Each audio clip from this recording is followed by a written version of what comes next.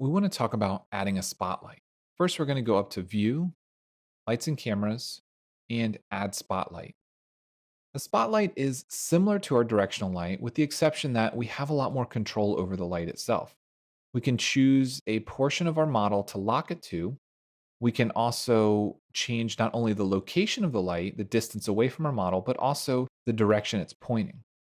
So let's take a look at changing this light. We want to keep this light when the scene changes. We're going to leave its color, and we want to take a look at where it is currently located.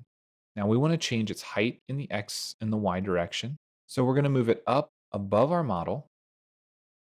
And really, we want to place it close to centered over our model. So we might need to zoom out. We want to place its focal point directly below that.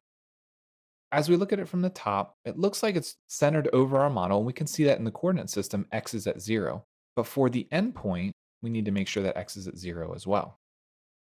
Now, when we're using a spotlight in Photo V360, we now have the option to add fog. And this is an important thing, especially when you're dealing with something like a car model. It might give you a little bit extra realism in that final render. We can control the brightness. We can control the soft edge to make it a little bit more realistic.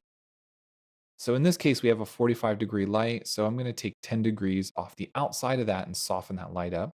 We have a spotlight radius. This changes how the shadows are created. Now we have a single light in a dark environment. It's not really going to be that big of a deal, but we're going to leave this at 0 and 16 for now. If you had a lit environment or a partially lit environment, it would be more important to focus on the spotlight radius.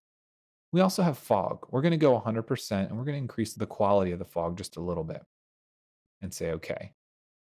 Go back to a side view and take a look at a preview window. So you can see here, the preview window gives us a really nice result. We have a side view of our car. We have highlighting on the top surfaces of our car, and even on the rim slightly, we have some reflections. And then we have the fog in the scene. This would be a great time to add additional lights. For instance, turning on marker lights or headlights or tail lights in the car. That way we could really focus on getting some detail and getting some information from the car to help light up the scene and light up the environment.